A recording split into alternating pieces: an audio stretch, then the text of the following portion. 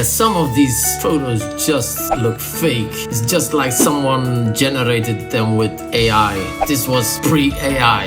This thing is real and it weighs more than 300 pounds. That's roughly 150 kilo of solid bronze. And this is the story about a one-man builder from the United Kingdom who sent me a $30,000 bronze drum kit just before Brexit.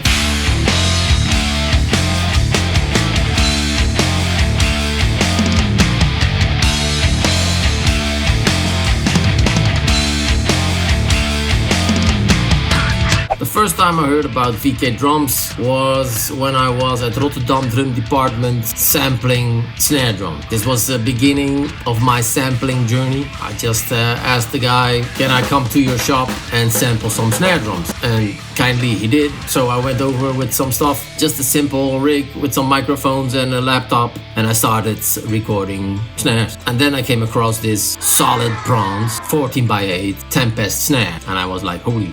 So guys told me about Alan, who built this stuff from a shed behind his house, all kinds of metal snares and drum kits. So I contacted Alan to set up an online meeting. So during the call, he started telling me about stuff he built, and not just steel, but also silver snare drum. And at one point he even built a golden one for a foreign millionaire who wanted to have a golden snare drum, right? Okay. Which is just insane if you think about it, right? Most people struggle to afford a normal hand-built snare drum. But okay, so at this point I already knew this guy is doing crazy stuff, right? Building beautiful drums from metal. So I told him like, look, I'm trying to build a Kontakt drum library, which hasn't been done before, and something that is out of reach for most people. And he goes like, well, I might have something in the back. So then he showed me some, just with his phone, he went to the back and he showed me, the bronze kit. This thing was solid cast bronze, 5mm thick shells, and the total weight of just the kick drum and the 4 toms are roughly 300 pounds. Holy moly! Yeah, the kick drum alone was like 110 pounds, and the smallest tom about 26 pounds, which is funny because when you pick it up and when you work with it, your brain just doesn't register that it's that heavy. You always misjudge the weight. So it was a couple of times that I almost dropped this thing, readjusting it on a stand, just because it's just crazy how heavy this is. So the kit arrived in 2 big green flight cases. One had the kick drum and the other had the toms, and this was without snare drum. Yeah, technically you could pick up the kick drum by yourself if you have long legs like me and go over it and pick it up and move it a bit. But if you actually wanted to position it properly, you needed 2 people, otherwise you would destroy your back moving this thing. So then came the tuning. Normally when you tune a drum you can feel a bit of the tension of the skin, right? But these hoops were so massive, so heavy, because the hoops are also cast bronze, that you didn't feel shit. It was like, okay, where am I? Yeah, when you're used to tuning drums you can feel a bit of where you are on the tension of the skin, right? But with this, you didn't feel shit. So it was a challenge to properly tune these things. But luckily we had the time to figure it out and to experiment with different heads. We tried clear heads, we tried coated heads, Emperor coated, and we tried Emperor black suede, just because we could, which looked totally insane. But in the end we used clear heads for the final library, just because they have more snap to them, and with the idea, okay, this is going to be a metal drum kit built from metal for metal. So it took us about a week to properly sample this thing. The bass drum with different tunings, different beaters, the toms with different tunings and different heads, all the different velocity layers from really soft till smacking hard, round robin samples. So we did like 10 layers in velocity, some more, some less, and also for every layer we record 10 hits, so we could edit the best hits, and these ones would end up in a sample pack, right? And honestly, when we just recorded the toms and kick one at a time, it didn't really feel that special, or it just sounded like a drum kit, right? Boom, yeah.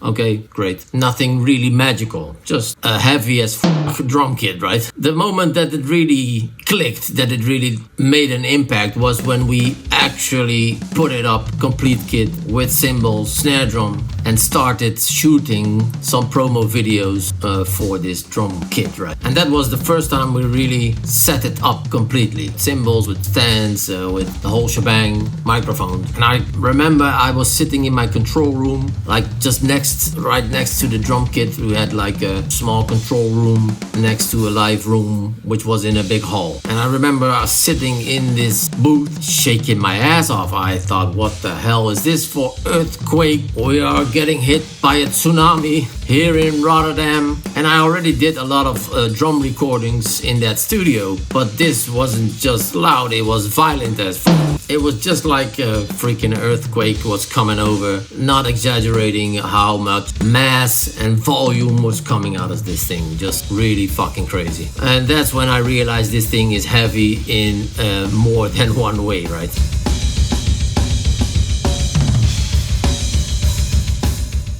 Yeah, logistically, this was also a pain in the ass, because all of this happened during the Brexit bullshit here in Europe. So when the drum kit came my way, it was still EU. But when it was time to send it back, the United Kingdom had exited the EU. So I had to figure out the customs.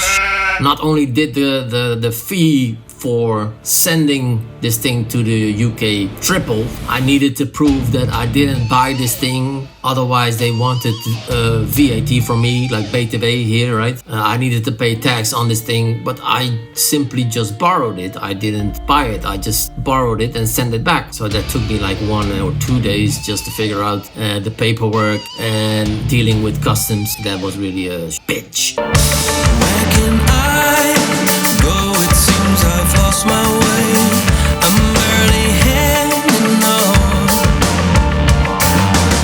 So the snare drum situation was even funnier, because the bronze kit didn't actually came with a snare, because I already sampled it at the store, right? So I thought, okay, I don't need the snare, but I took a whole different approach on recording this drum kit, so I couldn't mix these recordings, right? So I still needed a cast bronze snare to record in the same room with the same mics, with the same drummer. So one day Alan sent me a message.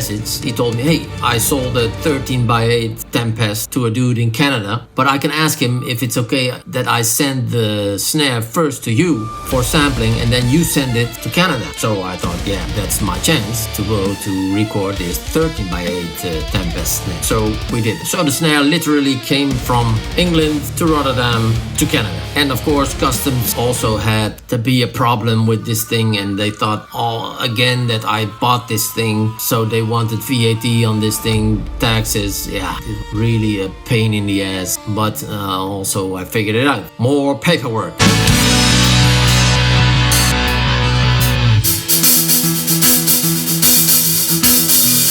So then came cymbals. I contacted Paisty and I told them, okay, I'm working on these drum sample libraries. I need cymbals. Could you help me out? And this product manager was like, yeah, sure. Just go to our website, look at what you like, and send me a list what you need. So I was like, okay, I'm gonna take advantage of this situation. So I just wrote down everything I could see that was different, crazy, 17-inch hi-hat, chimes. I even asked for a gong. Like I was, okay, if I'm going to do this, I'm going all in. So I made up a list like 40, 45 cymbals. I sent it to him and he was like, yeah, sure, I'll fix it that you get everything except for the gong. We don't have a gong for loan. So, okay. I said, okay, no problem. Just send me the other 40. And he did. And if you think drum sampling takes a lot of time, yeah, good luck with cymbals. when you're working with big cymbals, 22-inch rides, and you hit it properly, the tail of this cymbal takes like 10 seconds, 12 to 15 seconds, and then all the different velocities, right? And the different round-robin samples recording. So it was 10 to 12 to 14 velocity layers, and each layer had 10 hits. We needed 10 hits. So a ride cymbal will take you 2 hours, 2.5 hours, 3 hours just to record one ride. And yeah, we had like 40 cymbals, and there were also splashes and chimes. With the smaller ones, don't take that long, but it's almost like you're getting into a trance when you're sitting there. We recorded this with a few drummers, myself included. I'm not a drummer, but I can hit a cymbal, right? I have some videos of us doing this. It's almost like you're getting into a trance. You hit this thing,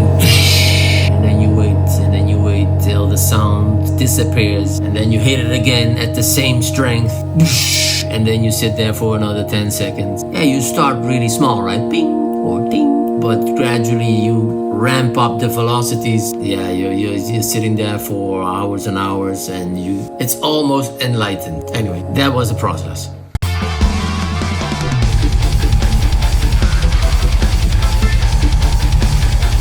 And yes, we made it into a Kontakt library.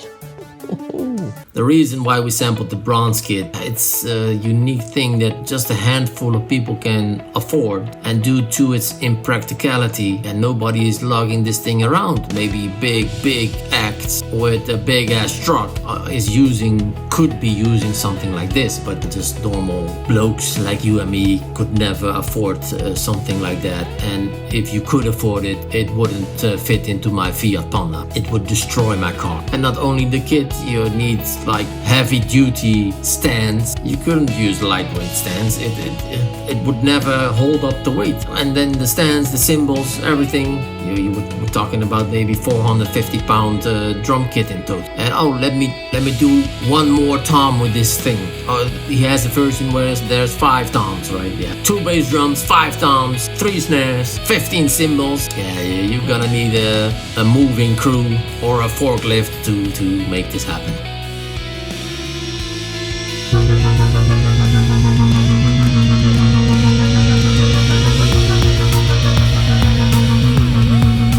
And honestly, Alan is just a freaking great guy. Super supportive the whole way. He even chipped in some chimes, which he sent to me, the 5 chimes which are in the library. He made them and he sent them over for me to keep also as well. And he fixed us up with the little tool. Let me get one. It's like an opener. You can tune your drums with it. It's got centimeters on the side. You can use it as a screwdriver. Really cool. He just sent it to us for the pre-sale. Yeah, just a really genuine, nice guy. I can't say enough good things about this dude. So if you're ever in need of a new snare drum, just connect this guy, man. So to get back to the drum kit, yeah, in real life it's really impractical, the weight. But inside your DAW, yeah, weight doesn't matter, right? So you can load this thing up and use it in your productions or for your e-drum kit. You could even use it live with your e-drum kit, and you would have the cast bronze sound everywhere you want it, and just bring your laptop, which weighs nothing these days. So suddenly this crazy ass drum kit becomes accessible for everyone. So and I can remember the last day that we recorded with the bronze kit. That was the day that we recorded with the drummers, and I knew I needed to get it out the next day, and that would be the last time I would see it. And then I took this picture when I closed the studio, and it was a bit of a awe moment, or like a saying goodbye to an old friend at the train station. Yeah, it was really weird. Saying goodbye to my 300-pound bronze friend that shouldn't really exist.